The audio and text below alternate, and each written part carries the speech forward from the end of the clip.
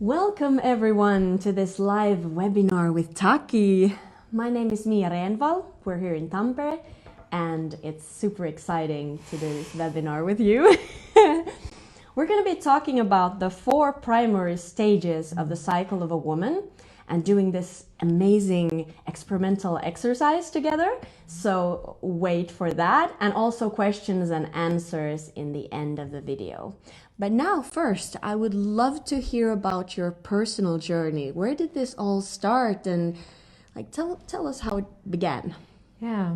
So my journey with femininity, let's say, I was raised by a mother she's my best friend. I love her dearly. And she wanted me to make it in the world. So her focus was that I could make it like a man, basically, in this world. And so I grew up a bit confused that I'm in this woman's body, but I'm thinking more like a man, acting more like a man, my studies and not family, and all these things that were contradictions to what I was seeing with the women around me, and yet how I was being raised. And then really feeling that there was a mix-up, that when it was time to allocate the bodies, there had been a mix-up. And I was out of desperation, I started to look outside for answers. How am I supposed to be? Because I don't feel like a woman. And really feeling like I'm not good enough as a woman, or I'm not complete as a woman somehow. And that was there since teenage years. I didn't really know how to connect to other girls my age, and I just felt really out of that whole sisterhood. And I went through college, university, working, and then gratefully, I came across Tantra.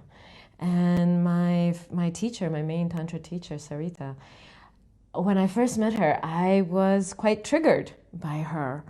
But my partner really wanted for us to work with her. She was offering couples work, and we really wanted to do couples work with Tantra. And I'm so grateful. I'm so grateful for that push and that meeting, because what I understood was what I was being triggered by was everything that I had not integrated in myself, that I was not accepting about the feminine. And so that started off my journey, actually, with femininity, that who am I as a woman? What does that mean? What does being a woman mean? What is femininity about? For me, not borrowing any paint from the outside to paint my canvas of my image as a woman, but to really find those paints, those colors inside. And that was quite a journey of a few years to really integrate different aspects of my femininity, in particular sensitivity and vulnerability. And that was something that was really scary for me, especially, and I'm so grateful for my partner at the time, because we went through those growing pains together. And for me to open up to my vulnerability in the presence of a man, that was so scary for me. That was, it felt like I was, going to lose. That I needed to be somehow right, or I needed to be on top, or it was a competition. And I realized how much I was actually competing with men, and I couldn't just accept that actually this is the body I've been granted, this is how I'm supposed to be, this is actually very perfect as it is, and I can grow from it. So that was how it all started. So what things supported you in your femininity? Did it help, with this whole cycle theme? How did that come into play? So at that time, so now we're talking about 10 years ago, there wasn't much about womb cycles happening. There was a little bit, there was a lot from Miranda Gray, bless her. She's like the godmother of modern day movement, reclaiming our menstrual cycle, and I'm very grateful for the work that she's put out. And there was some talk here and there, but it has not really been a part, or it was not 10 years ago, a part of the tantric movement, or the neo-tantra movement, or the sacred sexuality movement. But what I started to realize was that I have a rhythm. And as I was started to work and travel, I was traveling every week, different country. I'd be in different weathers, different time zones, different seasons, northern hemisphere, southern hemisphere. I didn't have a rhythm. I totally lost my rhythm. And for the first time in my life, I had always been like clockwork. I could feel when I ovulated, and I could feel when I was about to start with my menstruation, with my bleeding, and all of a sudden it was thrown off. And my periods, my cycle was, sometimes 20 some days, sometimes up to 30 some days, 40 days, and I was really scared. I was really worried. And I realized it's because I was no longer in sync with nature. And that's what actually drove me to start looking into, well, what are the rhythms? What are the synchronicities that our bodies are aligned to, whether we know it or not, whether we're conscious of it or not, to try to get myself back on track, back in balance. Because also I wanted to get pregnant. I wanted to become a mother. And so how was I going to get pregnant when I had no idea when I was going to ovulate? So that's what actually drove me to start looking and start researching for myself, and actually with myself, with my own body, start to observe what's happening in the different stages. How is it related to the moon? How is it related to the seasons? Because of my travel and being thrown off with seasons. And how is it also related to my life as a woman? And how these are reflected. And then starting to connect to the archetypes, to the energy, the energy that flows in those different stages of our cycle that we have access to, and that if we're not aware of it, we can't optimize our flow as women, our femininity, because we're going against the grain, we're going against our own nature, and we're going against all of nature around us. So yeah, that was my driving force. And then to connect to the sacredness of it, how divine it is and how it really represents creation. It is. It's actually so beautiful. Exactly. It's so beautiful how we work. What supported most your own, like balancing out your cycle at the time when you were traveling a lot? Yeah. What were the main things that help you with traveling? So actually I had to make some decisions, some real hard decisions at times, which was that no, I won't go, and I need to start listening more to my body. And also allowing for times in my life where I could just flow, because I would have things planned a year and a half advance, because venues need to be booked, organizers need to prepare, all these things have to happen in advance, and so there wasn't a natural flow. So bringing back into balance where yes, there are plans and the masculine is more there and more yang and more goal oriented or things like that, yes, but then also times where I could just be and I could just flow in my energy and tune in and give that space and time, lots of space and time, very spacious, and also relaxation.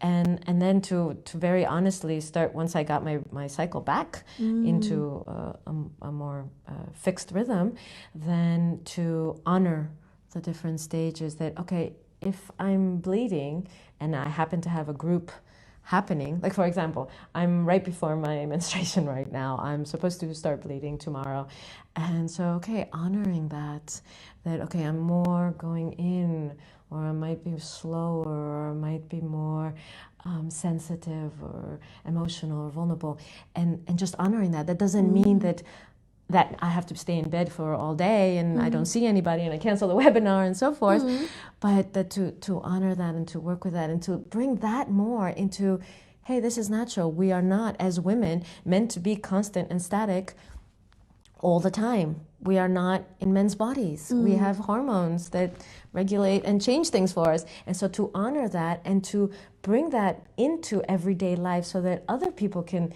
understand that as natural and normal and beautiful and sacred, and so that it doesn't have to be something that is like a secret or something that I have to pull away from the outside world. No, bring it into the outside world and let the entire world flow more with the natural rhythms of our womb cycles as women, and connect more to the nature.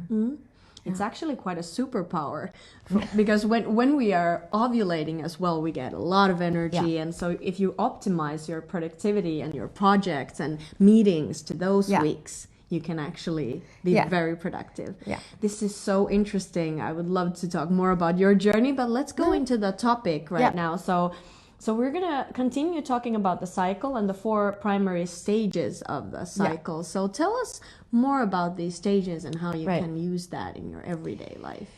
So I just want to right away say that this map that I will present now and that I follow and that I teach is different than what Miranda Gray shares. And this is with all due respect and honoring to the work that she's done. And for the most part, or I've never seen any other example other than hers and then this one.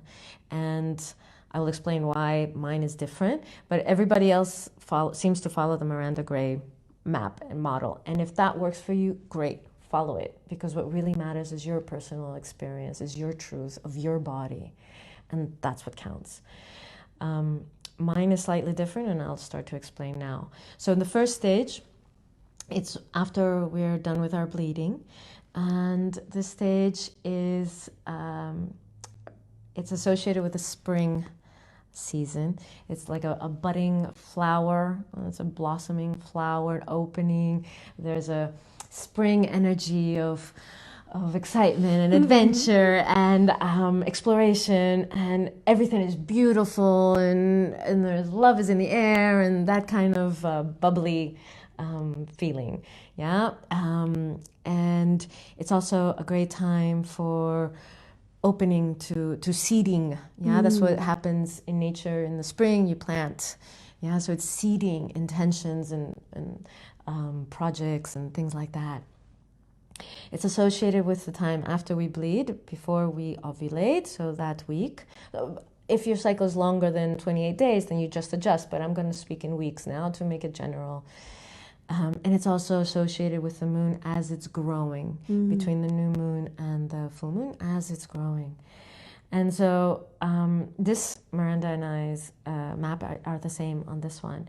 And it's a maiden quality, virgin quality. Not virgin as in I've never had sex before, but virgin as I have all my energy onto myself. I don't have to share it with any man. I don't have to take care of any children. I don't. My energy's all for myself. It's that adolescent time in our lives. And for some women, this wasn't fully lived. Right?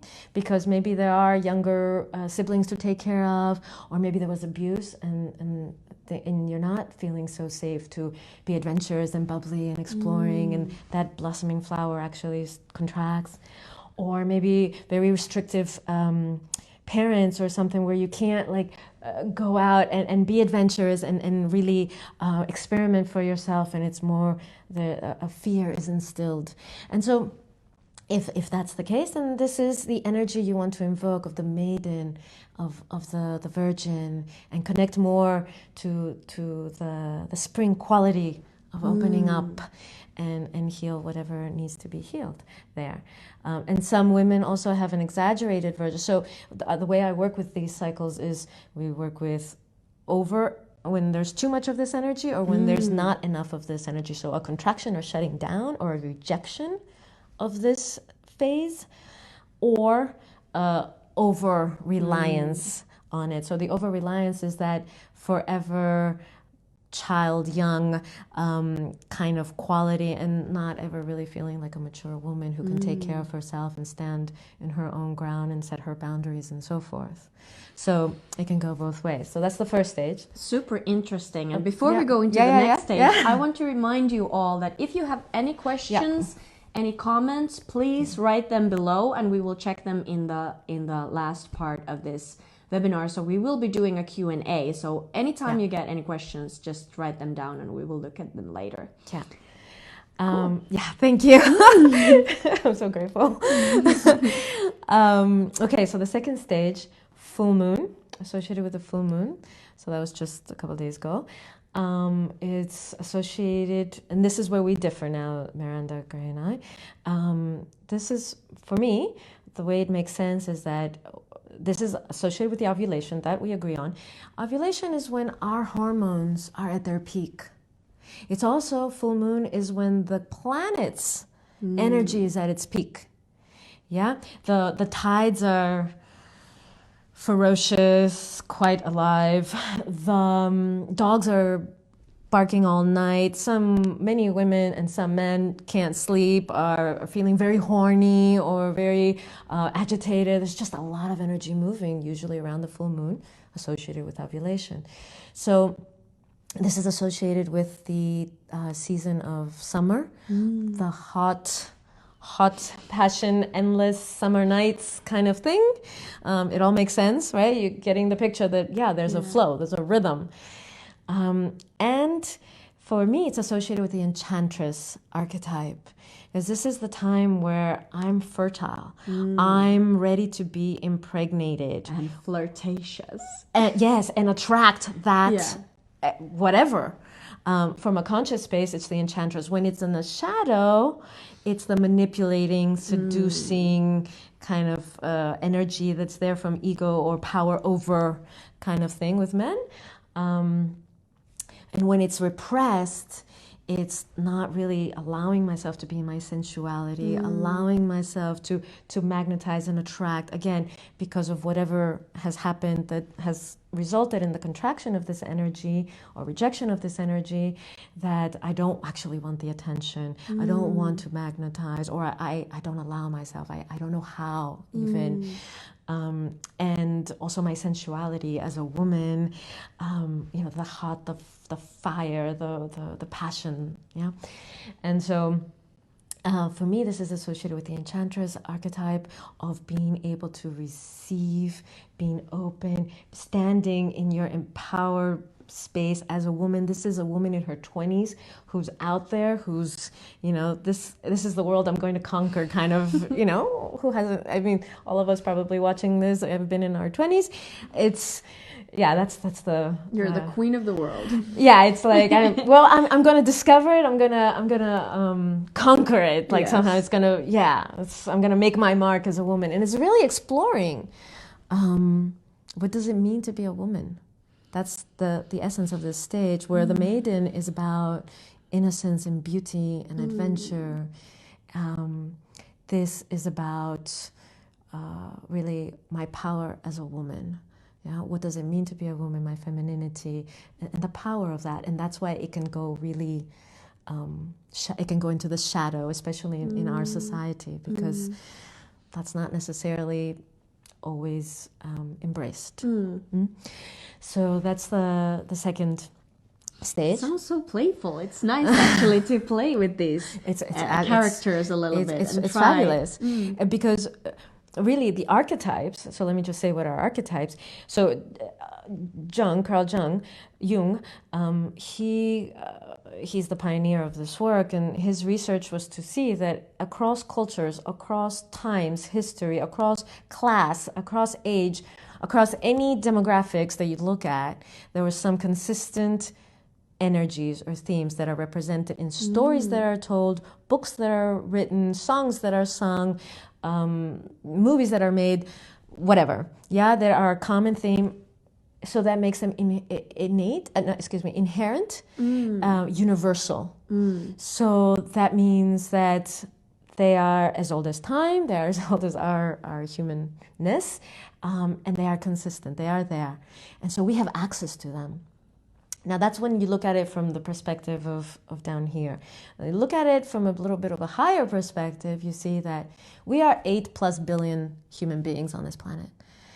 And on the spiritual path, a longing is to become one, to connect and to merge with the one. How do I do that being one of 8 billion with one? It's a leap. It's a leap. It's not impossible, but it's a jump. It's quite a hurdle, Archetypes, if you think like there's a piece of pie and it's cut, let's say, into 12 pieces. Once I can serve myself one of those pieces of pie, then I become closer to the one, because that whole pie is the one, and it's cut into these universal energies that cut across all demographics. That's really cool. It's not so overwhelming when you think about Exactly. that. I can just take one piece and try out one archetype or really Yes, like work with that exactly. first, and then it'll ripple to Exactly. all other pieces. Exactly, and they support each other because they're part of the same pie, but they're very different. Like the Maiden and the Enchantress is very different. But without the innocence of the Maiden, the Enchantress isn't as full. They can start to feel shame, can start to feel guilt in her sexuality or her sensuality or her womanhood. So they all support each other, and they're masculine and feminine archetypes, of course. But it's a way to, once I have that pie complete and I can access that, it's basically just saying, I open up to this energy, let it run through me, and let it run through me in the cleanest way possible so that it's not over or under, the shadow and the stunted version of these archetypes. And then through this, let me know God or the goddess, let me know the one, let me know that which is absolute. So it's like a stepping stone so that it's not such a big leap that I can step on this platform of the pie and then reach oneness. So that's why I work with archetypes. Yeah.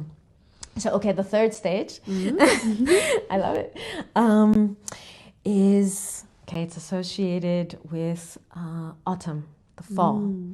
So this is a time when we harvest in nature. It's what we, in the older days when we were more connected to the seasons and for agricultural purposes, is a time of harvest. The bounty, the treasures and fruits of the land. And this is also a time in our lives where we start to harvest that which we planted and seeded in our maiden, in our springtime as adolescents and young adults, young women, and then in our 20s and as women going out there to conquer the world or discover what it means to be a woman in this world in her own right, define herself as a woman.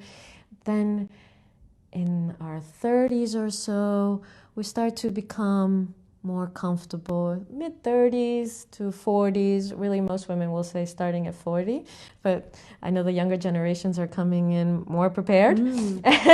So the age varies, but it's that third stage in life where I don't need to necessarily like really search out there anymore. I'm comfortable. I know I'm a woman, and there's more of a mothering quality, because from that space of fullness I give. Yeah, I'm not out there searching and doing my thing and also I can expand, relax, give, share my bounty, my fruits of my life.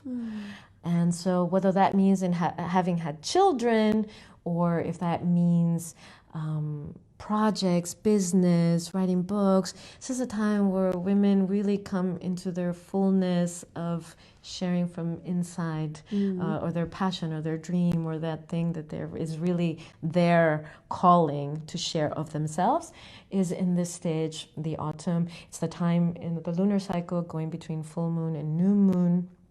And for some women, it does have to do with actually being physical, biological mothers.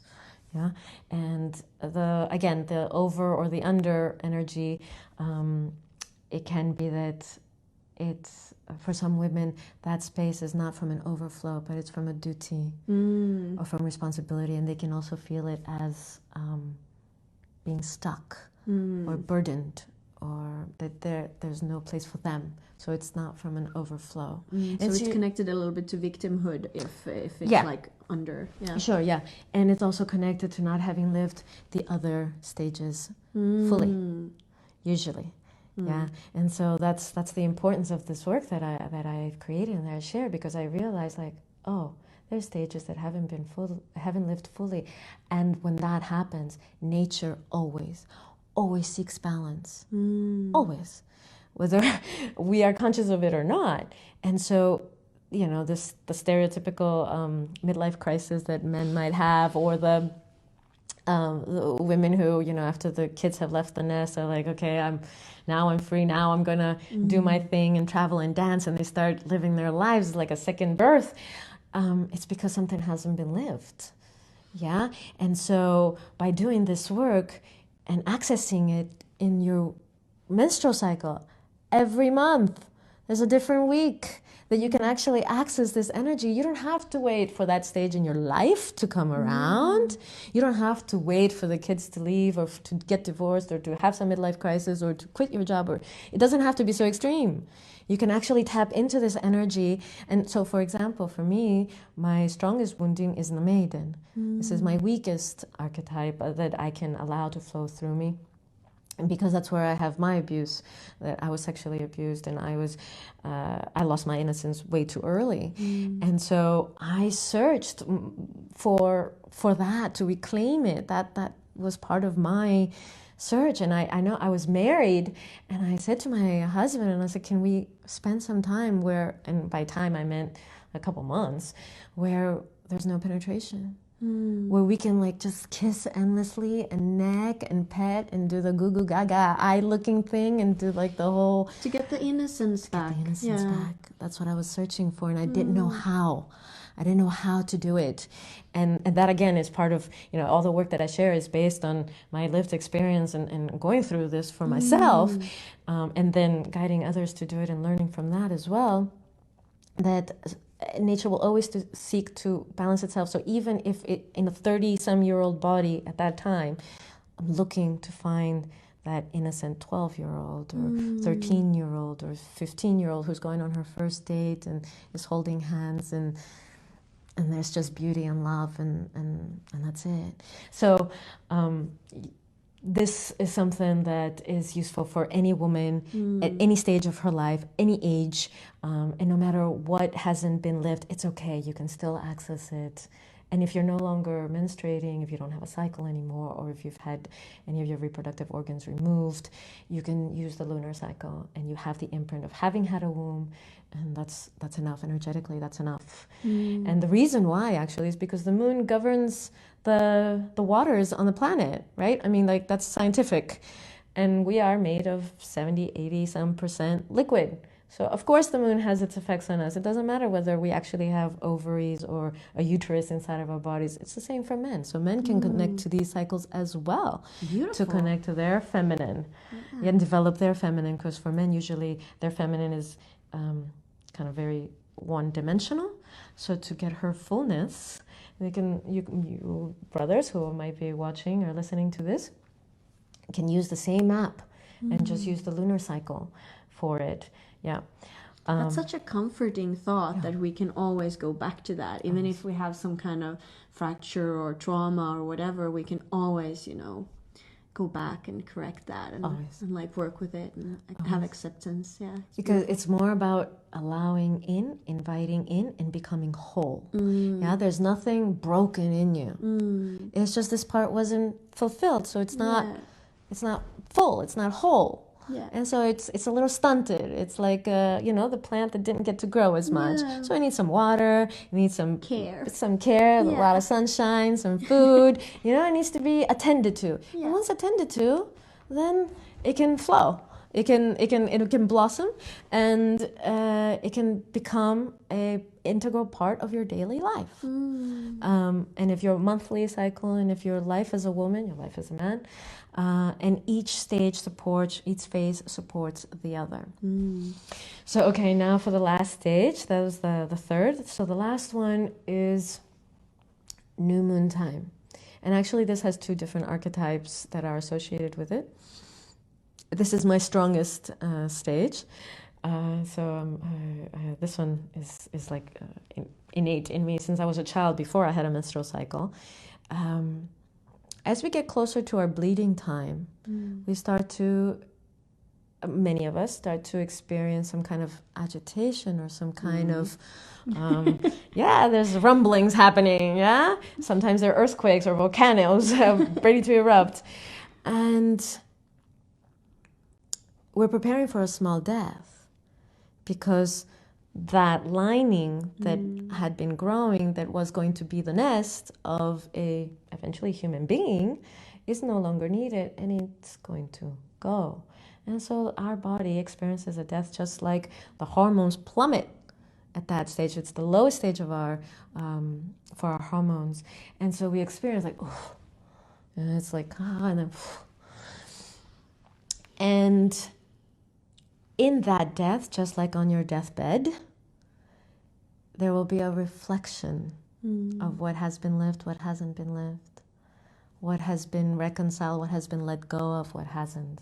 So any unfinished business, any unlived energies that are pending there and alive in you are wanting to come out. And that's the agitation that some women call PMS, but really it's a great opportunity to look in and say, okay, actually, what in me hasn't been expressed, hasn't been lived, or what do I need to mourn that needs to be let go of? That in this shedding of my lining, of my blood, I let go of this because it wasn't meant to be fulfilled. And that's okay, to accept that.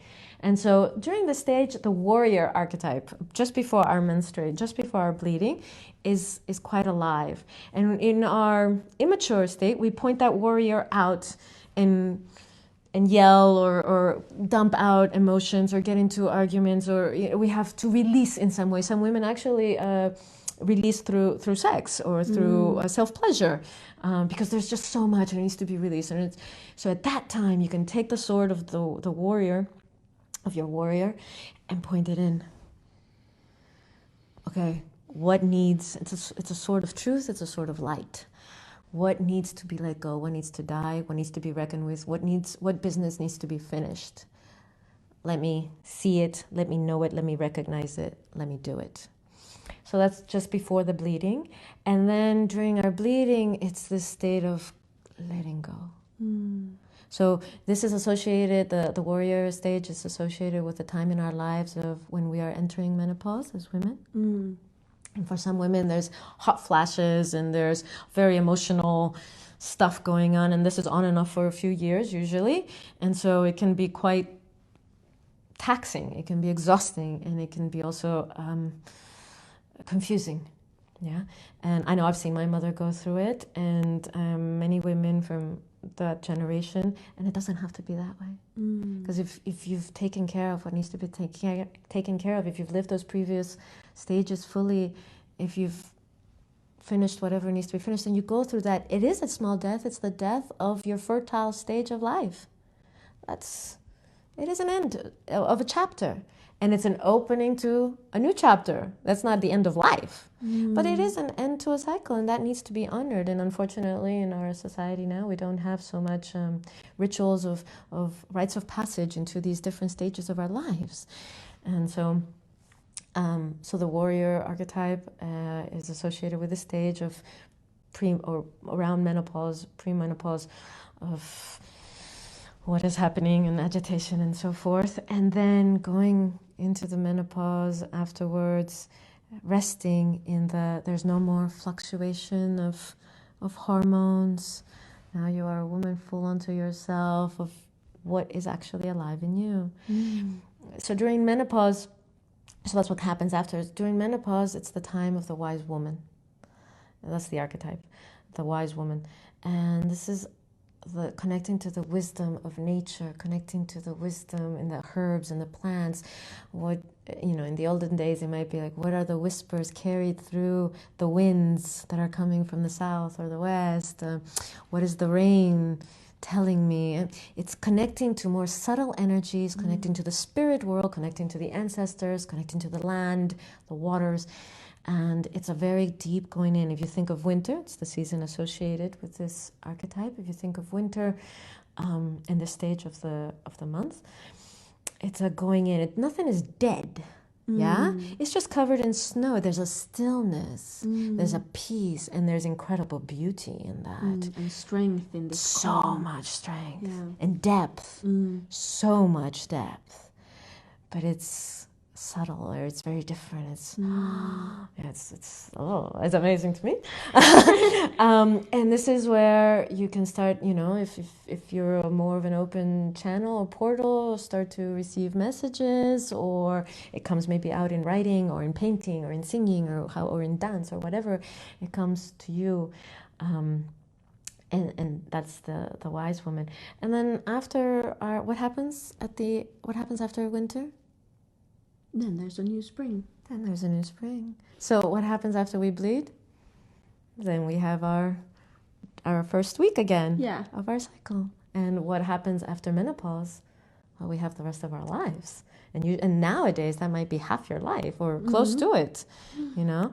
And that means that now you have access to all of it. So I just want to say this for the women who are watching, who might be nearing that time, or the younger women who might be afraid of that time of menopause or postmenopause, that it's like the end of womanhood and so forth. Not at all. Not at all. It's when now you have access to all of it and you can play with it. And it's what's alive in you that governs. And those imprints are never removed that I just described of those 4 different stages. But now they're not dependent on your hormones anymore. And now you can really start to connect with the moon cycle. Yeah. And another thing I wanted to say is some women get concerned, oh, I don't ovulate with the full moon. I'm actually bleeding with the full moon, or I bleed in one of the other weeks, or in between, or it's totally fine. Your body knows what's best for it. Your body's wisdom is what always trumps everything else. And that's what you need to listen to. And that's what is most important. And as mine did, aside from all the traveling time, but when I was younger, my cycle was aligned with different stages of the moon than in my 30s or now in my 40s. So it also changes.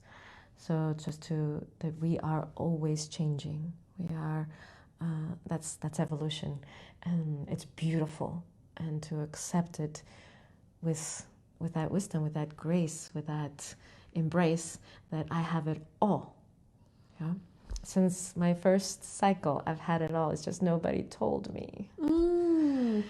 And how beautiful would it be if we could now, help and support our younger sisters that we know to kind of tune into these energies from a young age. And yeah, this is a dream of mine, a passion of mine, is to work with younger women, or to work with mothers, aunties, teachers, school counselors, women and men who have access to younger women, so that when she has her first cycle, it's not about that this is now a burden and you might stain your pants, or that this is now you can maybe begin to feel afraid of boys, or what happens if I have sex, or if I get pregnant, or if I get a sexually transmitted disease, or these kinds of imprints that are usually associated with our first, or in the beginning of our cycle, or if nothing else, indifference. That, okay, now you're gonna have to bear this as a woman for the rest of your life. Yep. These tampons. Make sure you always have a pad with you just in case. And just stick in the tampon, and and then life goes on as it is, as opposed to there is beauty, treasures, gifts from each phase, including the bleeding that I can tap into. To get that message across to younger women and men, so they can also understand younger women or their girlfriends, eventually perhaps their partners, their wives, their spouses, their friends, that we're cyclical as women, physically, hormonally, we're cyclical, we're not linear. And that's what it means to be keepers of time. We're keepers of the cycles of life. And that's something to be appreciated. It's something to be revered. It's something to be definitely acknowledged, if nothing else. And that for men, they can support. I know my partner, he has on his calendar the same app I have on his calendar, on his phone. He has the same app that I have on my phone, which tracks my cycle. And we both mark when I'm bleeding, and so that he knows, it gives him an alarm and says, oh, you're going to bleed in such and such day, or you're now nearing your ovulation timer, so that he knows, okay, this is where she's at, so I'm just more aware of where her energy is. And he had this talk with his friends in a sauna once. They're like, look, guys, you guys can do this, and you can be more aware of where your partner is at, and support that. And yeah, it's a beautiful thing. And also for men who are very close to the women in their lives, they get affected. How could they not? Of course. How could they not? So it's a beautiful way to go through life in partnership or not. Even if you're not in a relationship, it's perfectly fine. But as a friend, as a brother, as a father, as a sister, as a friend, as a auntie. This is information every woman should know, and man. It's as natural as, you know, that I have hair that grows in my hair, in my head. I don't know how else to say it. It's so basic and yet missing. Yeah, it's such a natural part. And also, I would like to add, I think we have a little bit of time still to stay with the cycles, or how do you feel? Yeah, that's fine. Okay. Before the exercise that we're going to do. I'm waiting for that still, and keep those questions coming because it's really exciting. We're going to get to that at the end of this session, but I was thinking about like hormones, like pills. How do you feel about that, and what's your thought about that? Yeah. I noticed that my cycle became I got more in contact with my body when I stopped using hormones when I was 23. Yeah. So I've been like organic since that, and I love that more. That works for me. But how do you feel about that? And have you seen that affect the connection? Yeah, so that's a very common question, and it's true, exactly what you said.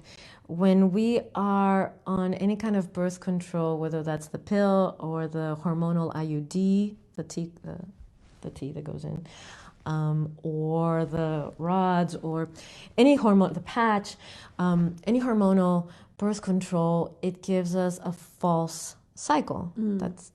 Now we are riding those hormones that are being put into us as opposed to our natural flow. And for some women, I totally understand that that's necessary because your periods are so irregular, or they're so long, or they're so painful, or so forth. Of course, all of that can be taken care of more naturally with homeopathic medicine, with acupuncture, with Chinese medicine, with certain yogic practices, with meditations, and so forth. But okay, let's say you are on hormonal pill, on hormonal birth control. You're not going to have a sense of your own flow. It doesn't happen in that innate, from coming from within way. And I was on the pill for many years as a teenager and then young adult, and then I went on to the hormonal T, on the IUD, and I finally broke free in January 2012. So now it's been 7 years that I haven't used any hormones because I wanted to know. I wanted to know about my own cycle. I wanted to hear my body's joys and cries and calls for attention and celebrations and whatever. I wanted to know, and I didn't want it to be masked. Yeah, and for me it was a super big difference.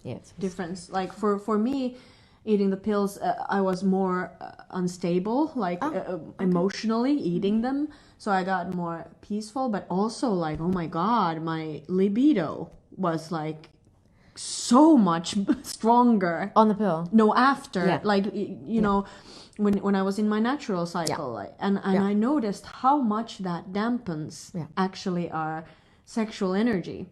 Well, just to explain what happens with the pill is it gives you a constant hormonal state, so you don't have that peak during ovulation. You don't have the Enchantress stage, so you don't have the what nature built in, which is like now I need to be seated now. Because I need to get pregnant, and that's just biology. That's beautiful part of our human our animal nature as women.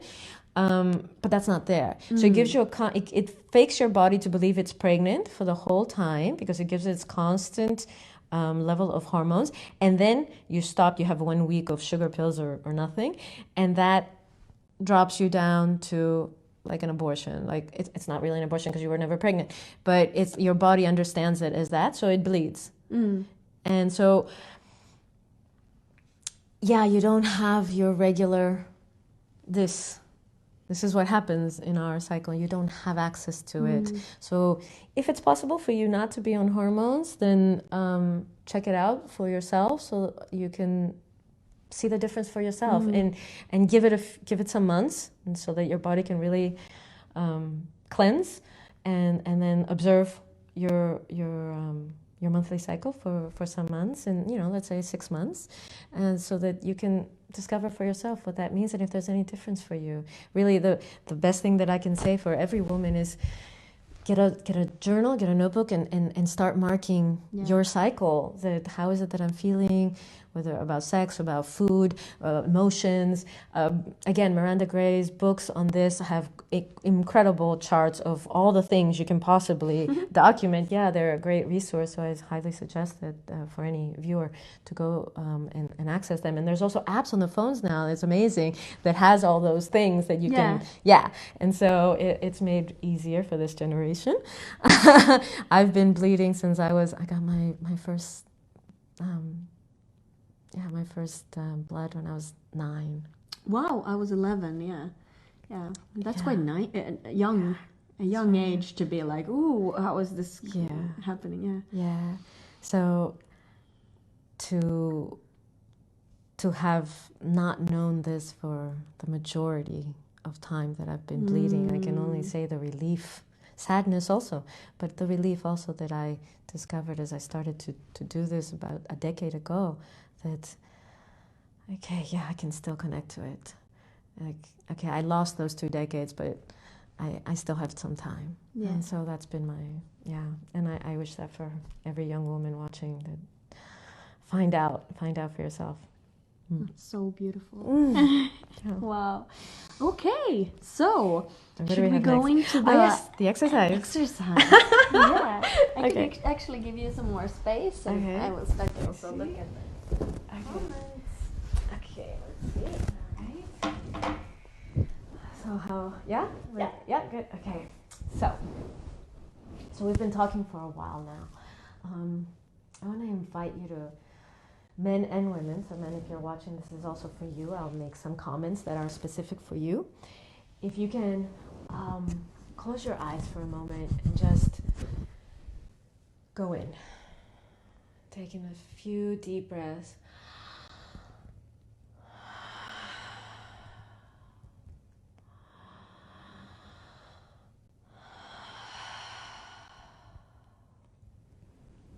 And placing your hands over your belly, over your womb, over your, if you're a woman, over your womb, if you're in a woman's body, if you're in a man's body, over your belly button. So we're all connected to the cosmic womb through our belly buttons, because that's where we had our umbilical cord, which was connected to our mother's womb, which was connected to our mother's womb, which was connected to our mother's womb, and so it goes.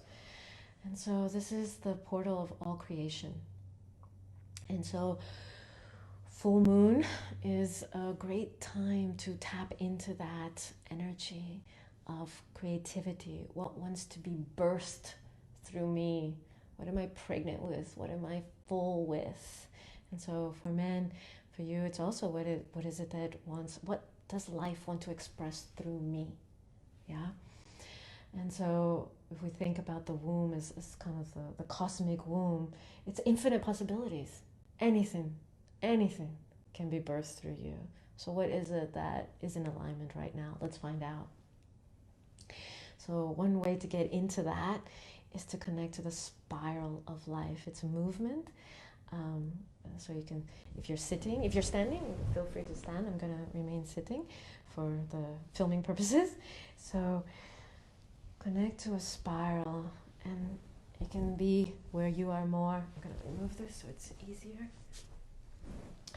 So it can be like you feel that you are, your trunk, your base, your sitting bones are your foundation, your root, and then you're spiraling above it. And keep breathing. And if that doesn't feel right for you, you can just do it with your hands, that you're creating a spiral like that around your belly. It can be in any direction that feels right for you. It's okay. It doesn't have to get mindy.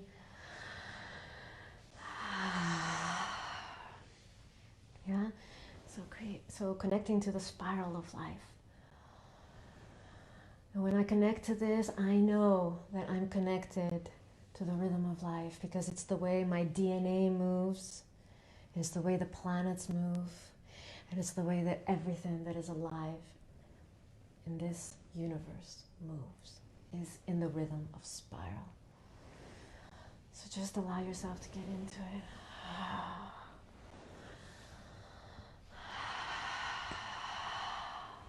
emptying your mind, any thoughts that are there. And you can allow this movement to continue internally. And you can continue it also externally if that's right for you. And now begin to focus your attention on your belly button. You can keep your hand there if that helps you. Otherwise, just imagining. And feel free that use your imagination. It's the portal, it's the entry to our intuition, into higher wisdom. So don't worry that, oh, I'm making this up or this is childlike. Don't worry about any of that. So connecting to the belly button as an entry to your womb as women and to the cosmic womb as men.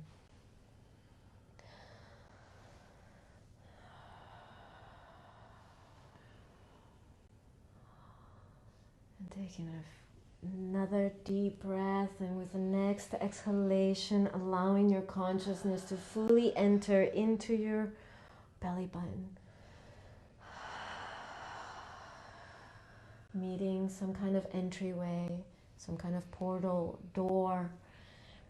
And just noticing what that is. Maybe it's made out of wood, maybe it's an archway, maybe it's glass, maybe it's nature, leaves, whatever is there. Just noticing.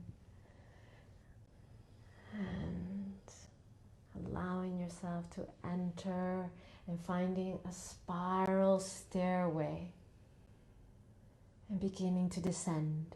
And maybe the spiral stairway is made out of metal, out of stone, out of sand, water, clouds, whatever. It's fine. You begin to descend the spiral stairway. Descend, descend, descend.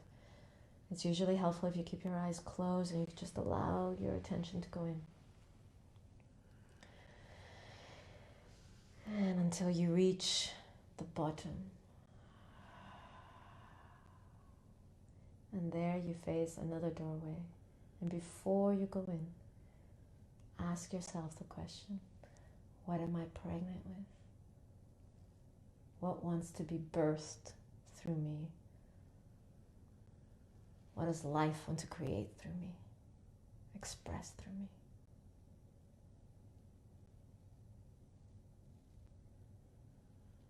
And then making your way through that doorway, finding yourself on the other side.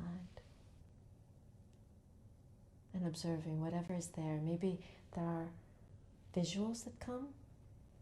Maybe there are sounds. Maybe there are smells, tastes. Whatever is there, just allow it all in. Receive the messages.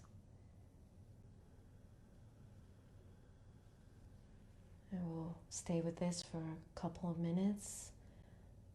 And if nothing is there, just stay open. Just stay open to receiving. And you can repeat the question for yourself. What am I pregnant with? Or what wants to be birthed through me? What does life want to express through me?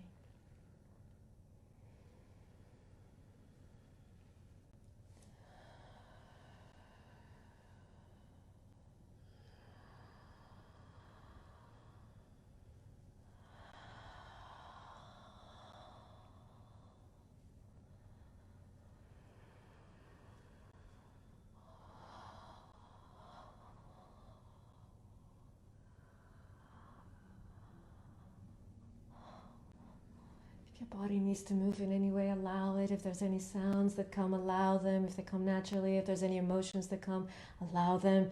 Whatever needs to happen, you don't have to be still like a meditating monk or anything, but staying open and receiving the messages.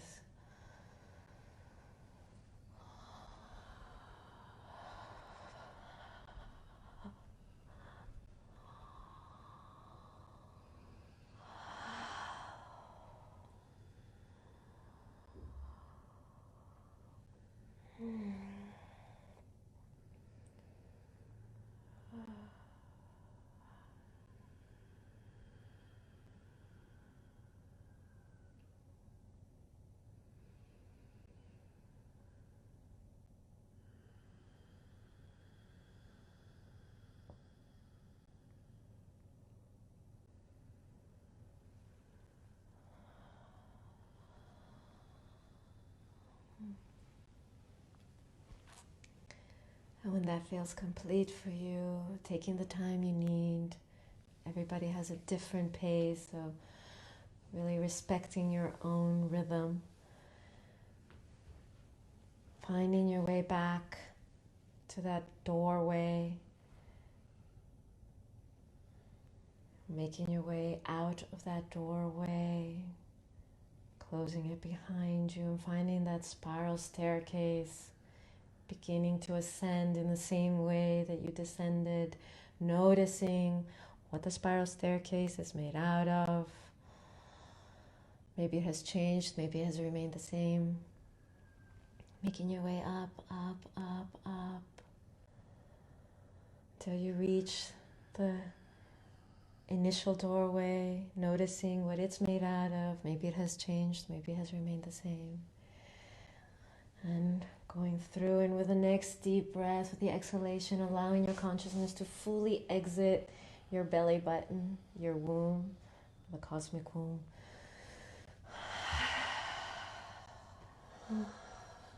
Placing your hands over your belly button or your womb center.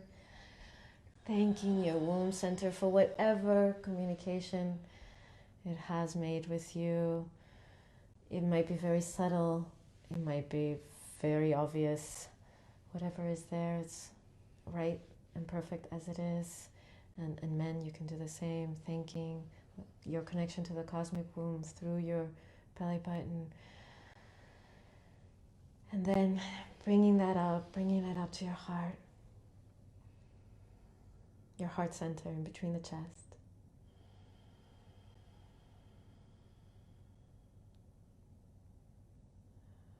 Allowing your heart's energy, allowing love to feed this, whatever is wanting to be birthed through you.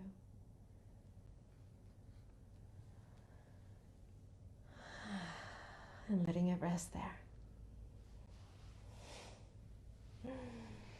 Whenever you're ready, opening your eyes, stretching out. Maybe you want to get a drink of water. I know I need it. Wow. That was beautiful. Yeah, and this is a very simple and powerful exercise, ritual that you can do during the full moon time or during your ovulation time, and because that's what's happening in our bodies or in nature. What am I pregnant with? What wants to be created through me?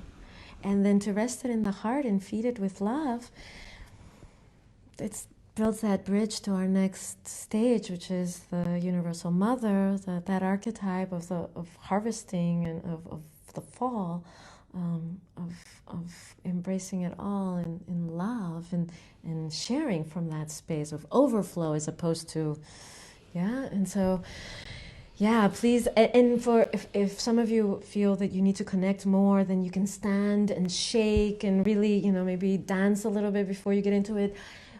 Sound, really getting to your body before you start with the spiraling and inquiring and asking the question and going in and listening for the answer from your body's wisdom, from your womb's wisdom. That's what womb wisdom is all about. That sounds amazing. Okay, so we have some questions for you here. Okay. So Masha was the first one. Hi, Masha. Online, and she's asking herbs, exercises that women in your workshop used for period cramps.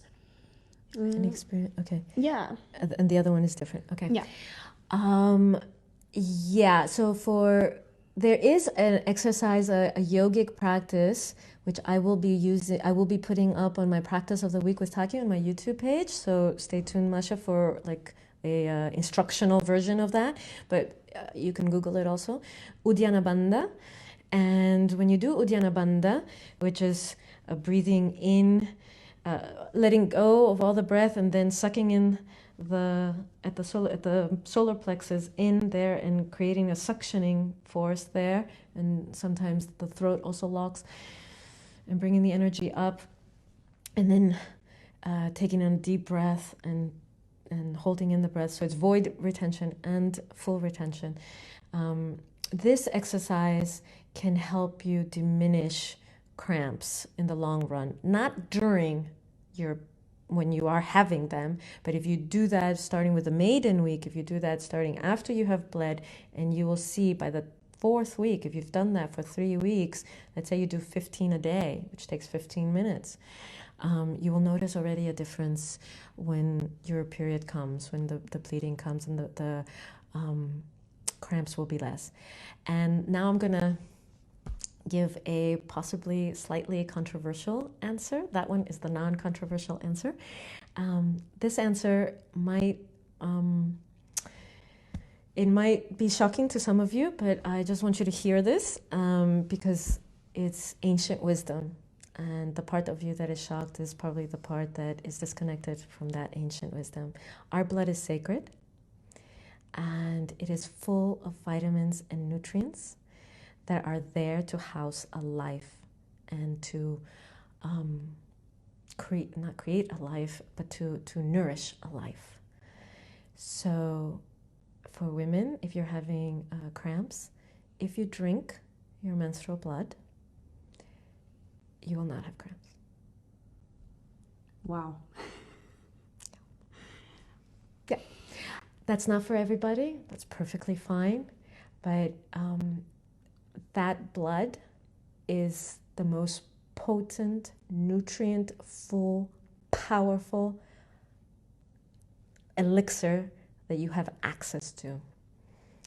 And for most of us, it just goes into a pad, a tampon, or into the in the moon cup, and then into the drain or the toilet, or if we are somewhat more conscious, then into a plant.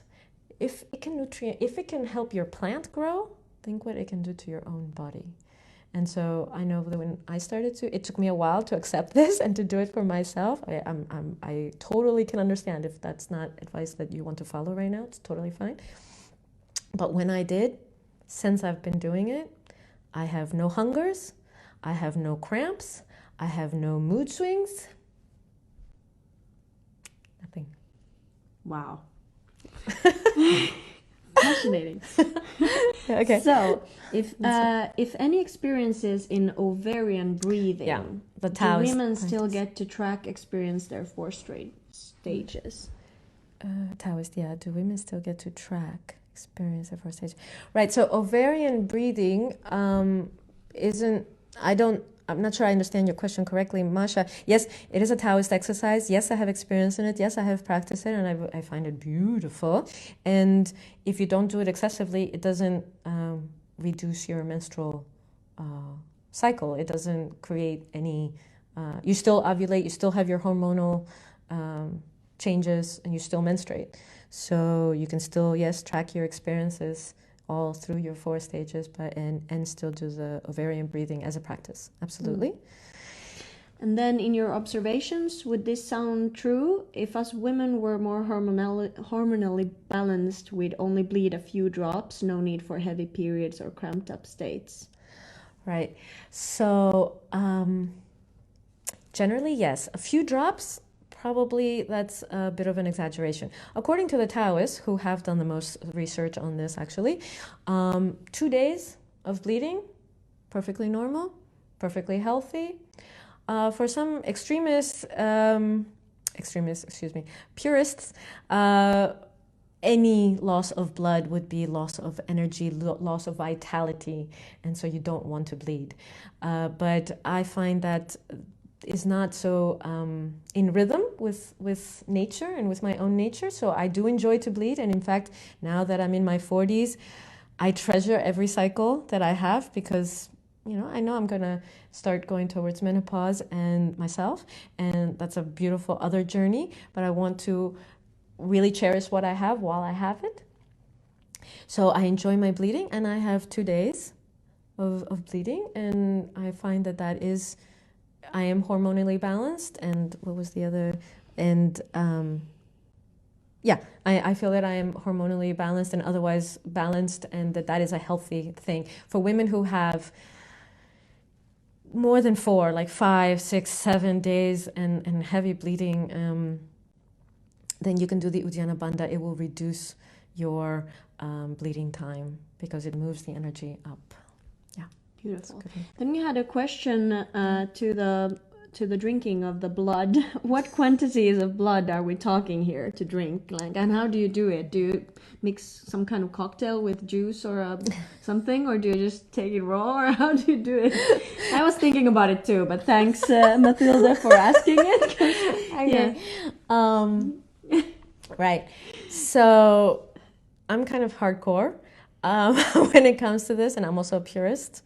So, I pull out my moon cup, I pray to it, I align myself, and I do a little ritual, and I drink from my moon cup, I rinse it out, and I put it back in. That's what I do. You can become even more ritualistic. You have a chalice, like or a bowl, which represents the womb. Actually, I'm leading a women's group, starting on Friday, where we're going to actually work on this stage of the month extensively. So I'm all prepared with chalices and bowls and things like that. You can pour the blood in there. You can, of course, mix it in if you have an aversion to either the way it smells, the way it tastes. You don't want to drink the clumps. That's not something you want to drink. You don't want to, like in some women in the beginning of their periods or at the end of their periods, it's very, you want to drink the flow, basically. Yeah, the flow. Like it's liquid, like it's water or something, juice. And if you want to mix it in with juice, that's fine. But eventually to get over your aversion to your sacred blood, your womb's gifts, to you, if you're going down that path, and that would be your intention. So it's not like no, then it's okay. Then please water your plant with it and see how it grows and see how it blossoms and how it's nourishing itself from its nutrients, and that will then might help you get closer to being able to do it. Don't do it when your body is resisting or anything like that. Then don't go there. You're not ready yet. It's okay. I've heard some couples also mix fluids and drink them together and stuff like that. So yeah. So ceremonies. So there's tradition that a tantra couple has their tantric chalice, and in some traditions that was we're talking now like hundreds of years ago. That was a skull, a human skull, and you would drink out of. In some traditions, and in the way that I was exposed to it, it should either be gold plated or silver plated, or silver or gold, so that it's a pure metal. Yeah, Timo and I have one that is something he created out of bronze because he's a bronze artist, so he created our chalice for us, and so we mix his semen, my blood, in there, and we have our rituals where we come closer into union. You can also use it in other ways for manifestation or for what you want to bring together as a couple through you into the world or into your relationship or for each other, that you want to honor that, devote it to. Or in that mix, you can then offer it to a sacred statue or to the land or to and we've also done that, and it's very beautiful. So menstrual blood in ancient times and historically has been the sacred offering of the woman, and the semen has been the sacred offering of the man. It's the line of the white and the red. When the two meet, then there is creation. And so the whole modern thing of being disgusted by blood, or that it's dirty, or that it's shameful, or that it's so distorted. I mean, I had it for decades, so I totally understand, but it's so far from reality. So far from reality. And so one thing you can start doing is to not use tampons, use a menstrual cup if you can, or organic pads. And so that you see the blood, so you are more connected to the blood. Maybe you touch the blood, so that it's not a part of you that you're rejecting. Beautiful. So then Boaz said, this is wonderful and a heart. And what's the name of the app? So he's probably talking about the cycle apps. Right. Which one do you use? I use Flow. You use Flow. Let's see what I use. I don't remember the name of it. Thank you, Boaz. So mine says My Calendar. My calendar. I had that first. You had that one? Okay. And there I also mark when we have intercourse, when my partner and I have intercourse, if he ejaculates, because most of the time he doesn't, but we also mark his, just like we mark my menstruation and ovulation, we mark his cycle of ejaculation because he chooses not to ejaculate most of the time. And so it's all in one, so it's his and hers. But it's called, My Calendar. But if you do a search on the apps, we chose that one. I think because it was pretty. I chose also Flow because I like the design of it. You have your own preference. Yeah, and then you can also check there where it says, you can take notes, and it has the thing like for emotions, for temperature, for foods, for mood swings, for all kinds of things. So you see the one that you feels like it's going to document what you are interested or want to document or can document for yourself. So, yeah. Cool. Do we have anything else? Yeah, Matilde is asking, how can I understand my cycle if it's not regular? Right. So this is a common question. So not regular means sometimes it'll be 20 some days, sometimes it'll be 30 some days, sometimes it'll be 40 some days or even longer. It doesn't mean that my cycle is 35 days or so. If it's consistently whatever it is, then it's regular, and that's just its length for you. It's still regular. There's nothing wrong with that. But if it's irregular, meaning inconsistent, then you want to start supporting yourself with the lunar cycle, with the moon. Start supporting yourself with the archetypes, and you will begin to notice where the gaps are, like where some healing needs to happen, where some more fullness needs to happen, so that those areas are not as stunted, and then that will help bring things into harmony. And then, of course, there are, like I said before, the homeopathic, the Chinese medicine, there's, and of course, there might be a thyroid problem also. There might be other hormonal balances in your system, so you might want to get checked. So it could be, a whole range of things. But if medical things aside, that you have checked and it's not any kind of imbalance in your hormones, then it probably is some kind of psychosomatic or energy flow, which you can deal with acupuncture as well for your meridians, and some of the Taoist practices if you are connected to those, or again the lunar cycle and the archetypes. And also from Matilde, what if my cycle and the one of the moon are not in line? How can I understand what's going on? You already answered that a little bit. But I totally understand the confusion. This is also a very common question. Thank you, Matilda, for bringing it up, because I didn't address it in this way.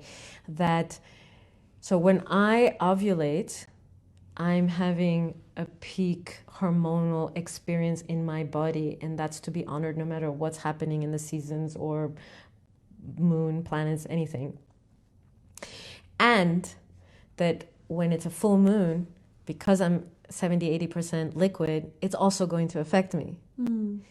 And so some of us are more connected to how that affects us. Some of us are more sensitive to that, and then others, it's not a right or wrong, it's just a sensitivity thing.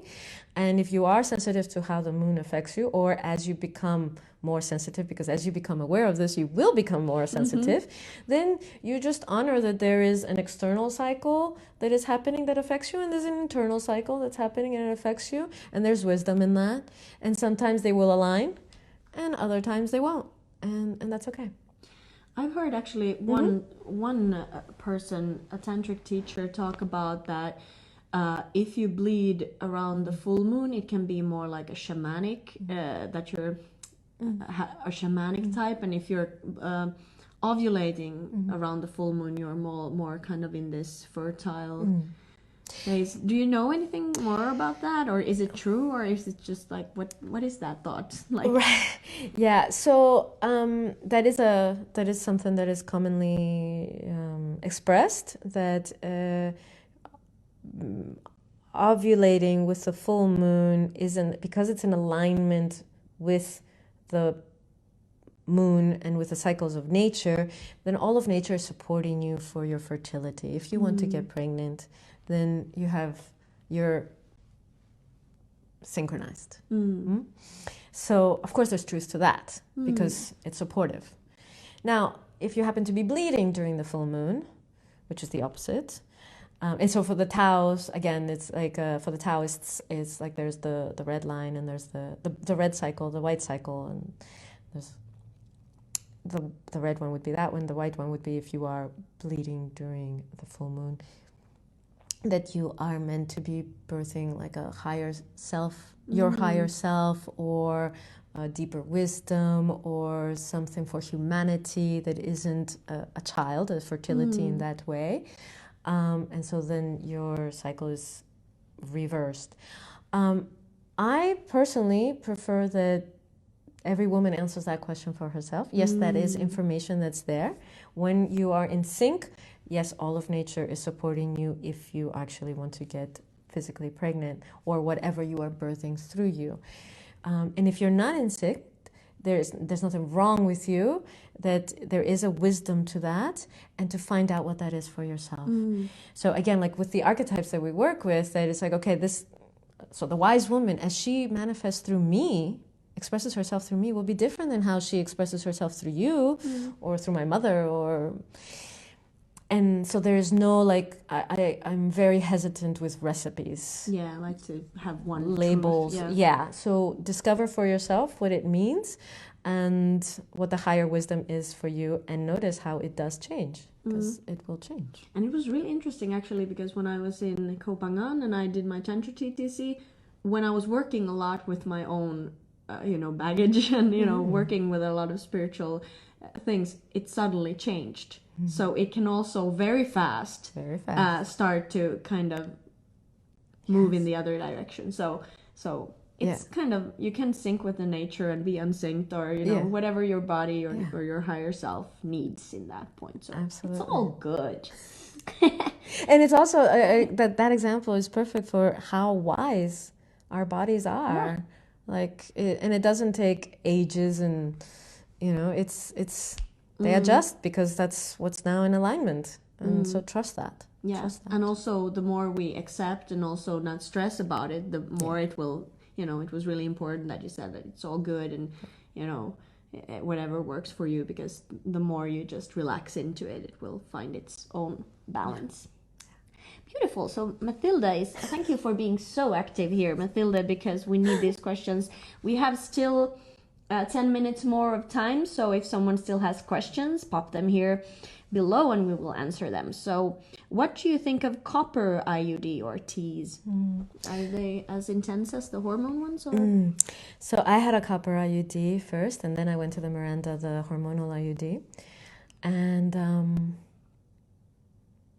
any foreign object in your womb, in your uterus, is a foreign object in your uterus. So at that time, I wasn't sensitive to what was happening in my womb. I wasn't connected to my body at all, really. So I didn't know that mattered. It's only when I removed it that I realized how much it mattered. And also, the copper IUD leaves a residue of the metal in your system, which I later cleaned through, what is it? It's when they put the thing, it's that machine that... you put your feet in water? Yeah. No. It has like a little belt here. Oh, yeah, I'm forgetting the name. I'll put it in the comments. Yeah. Sorry. But it was like, to cleanse my system of the residue from the copper tea. So... It was found there, and she was like, why is this showing up off the charts, this, whatever it was showing up? And we were racking our brain. Like I was trying to, have I anything? I'm trying to figure out why. What have I consumed? What have I been in the presence of in environment that would give me that? And then I was like, I had a cup of tea. Oh yeah, okay, that. So yeah, if you can avoid it, although I know it's simple, it's easy. Put it in 10 years. Don't have to think about it. Which means you also don't have to think about your womb. Which means you also don't have to think about your cycles, which means I'm giving my power away. And it's actually with the app, and when you start to notice the signs of your cervical mucus and everything, when you actually are more aware of the signs when you're ovulating, you can know really well when you are, and then just avoid the days before and after. So it's not 100% of sure contraception, but for me it feels like it. I like the natural way and not using anything. Well, I just want to say that I used to work in HIV prevention for years, decades, and it's something that I hold deep to my heart, and I have friends who are infected, and I know that it's very don't use condoms and it breaks the energy and so forth, and I'm still I'm still old school in this, that I still advocate of course. Condom use, especially if you don't have a long-term partner. Of course, it's super important. But wait. All right, sorry about that, guys. I hope you all are joining us for the Q&A now, and so the battery ran out of our camera, so now starting the questions again. Here, I'll hold that, and I'll check from here. So it was the yoni eggs, yeah? Yes. Okay. So Matilda, that's a great question, and it's quite extensive. So I'm just going to give a very brief answer, just because of timing here. We can use yoni eggs in different ways. One of the ways is that we can, the Taoist way to do it is that it's, you can do exercise with it, so it's a bit like going to the gym for your yoni. Another way of doing it is that as you gain sensitivity and flexibility and strength in your yoni muscles, you begin to become more aware of them, and therefore you can have greater pleasure, greater sensitivity, and so forth. So that's one way. Another way to use yoni eggs, so I did that in the beginning. Another way to use yoni eggs, which was the second stage I went through, was to have different crystals, and this I did with a shaman who would guide me, and I had different crystals that would release different frequencies, different energies. And so the rose quartz, working with love, the tiger's eye, and these are all yoni eggs, the tiger's eye, working with shining, the obsidian, working with removing of or energies, and so forth. So I went up to working with up to 8 crystal eggs, yoni eggs. I had different ones for different reasons, and that was also very beautiful, very special, because it gave me a connection to the wisdom of the crystals and of the stones, and how my body can be in sync. My body's wisdom can be in sync with that wisdom. So it was a very beautiful journey as well. And then I had the bright idea of why not create Taki'h yoni egg. Taki'h is 0-point field energy, source energy that can be channeled into material things, and so I collaborated with David Wagner, who is the one who does that has the machine, who has channeled the formula on how to harness that energy, and Taki'h eggs and spheres and wands were created. And so I stopped working with crystal yoni eggs, because I felt that although it was beautiful journey, it was still a journey of personality. It was still a journey of character. And so to work with Taki'an ones gives me the opportunity to go behind the personality, behind the character, behind the specific frequency, and work with zero point field, work with the absolute, work with source. And when that energy is being released in my yoni, then of course, I mean, my sensitivity is off the charts, my sexual arousal, libido is much higher, but also whatever imprints that need to be cleared, need to be purified, need to come up to the surface, then that's also there. That also does that. And so I keep them in, and they work on me, they work for me. So there are many approaches to working with yoni eggs. I highly recommend working with yoni eggs. I highly recommend not just doing it as going to the gym for your yoni, not just as tightening and making it stronger and things like that, but having a deeper connection with either the crystals that you're using, or if you choose Taki'h, and I can put a link in the comments about how to get those, so that it's a deeper journey for you and for your whole being and for your whole femininity and your womb. Yeah. Beautiful. So, yeah. So I'm just reading the comments here. So what do you recommend as a contraception if not IUDs and hormonal? Yeah, so that's a tough one because I don't have an answer to that. Anything that is synthetic, that is faking your hormonal system, rhythm, is going to cheat you in some way of your natural experience, or is going to leave things in your body, imprints in your body. Basically, if you can't eat it, then it shouldn't be in your body or on your body, including your vagina. So I don't have a good recommendation other than knowing your cycle, avoiding ejaculation during your ovulation time, using a condom. There are condoms made out of lambskin and other materials that is not latex, if you are sensitive to that. And if you are in a long-term relationship, it really encouraging your partner that this is a joint, the avoiding of pregnancy is something we're both interested in, if that's what you've decided. And so then to go into ejaculation choice for him and for you, that during ovulation you are not having perhaps any penetration or not getting any close to ejaculation, like not that, don't go that far kind of thing. But other than that, I honestly don't have a good recommendation. And it pains me every time I have to answer that question. I wish I did.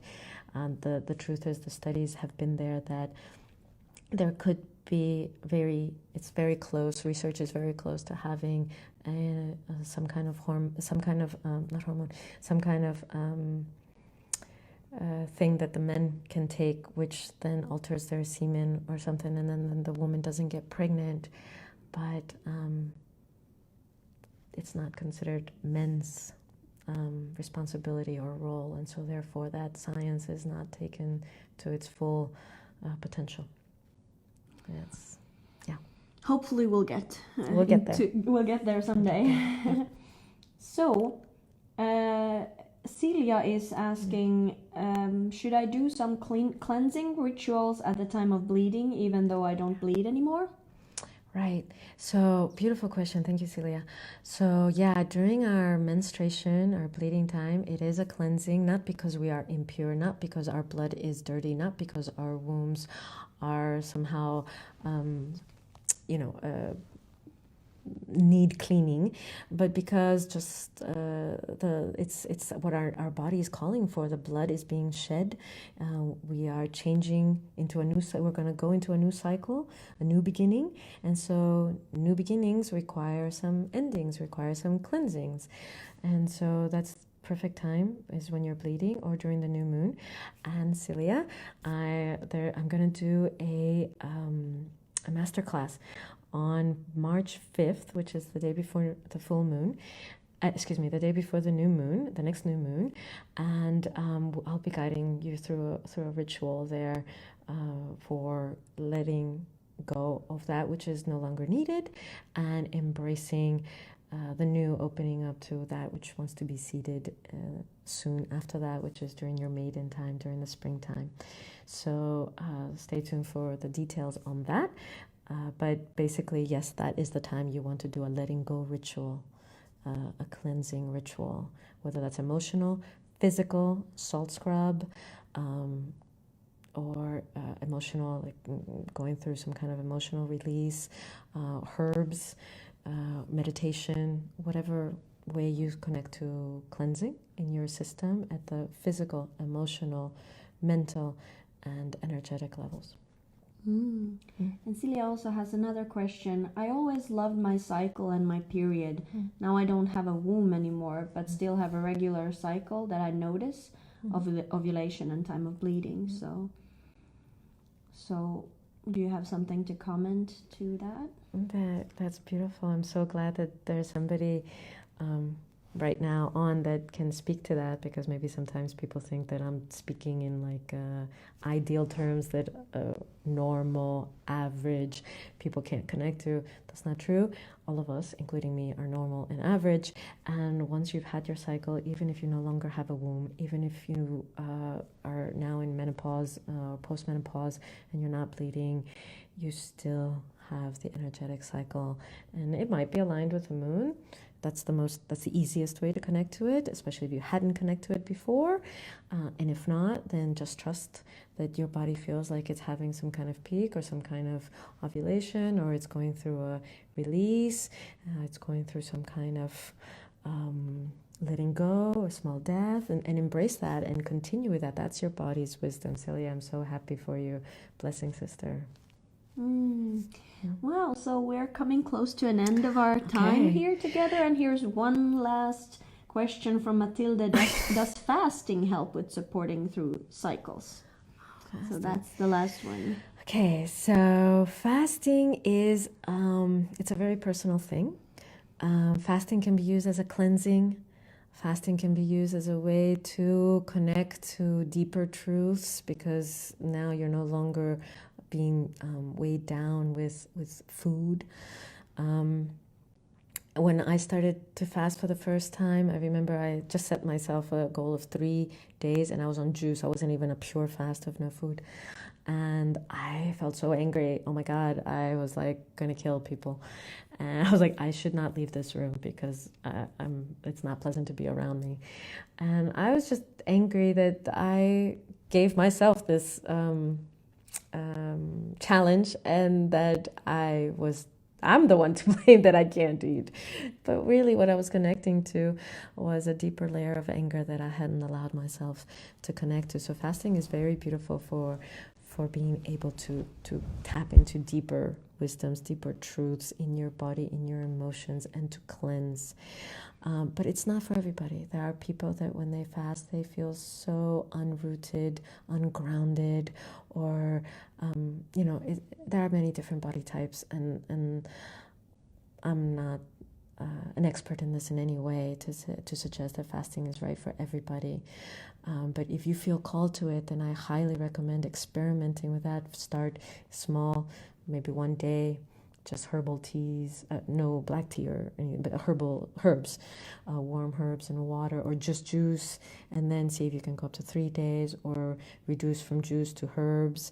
And the purest fast I ever did was only for 5 days. It came spontaneously, so I listened to my body's wisdom on that. And for 5 days, I was only on water, and I had so much energy. It was like Enchantress times 1,000, off the charts. It just came naturally, and I followed it. And then after about 5 days, it came naturally that okay, that's done. Maybe we eat something now. Oh, okay. and that's beautiful. But I had already gone through different fastings. So trusting your body's wisdom. That's really, actually, that's the message of the whole video, of the whole live of my work, of my transmission. Trust your body's wisdom. Learn to listen to it, and learn learn to align with it so that your body, heart, mind, and soul are in alignment.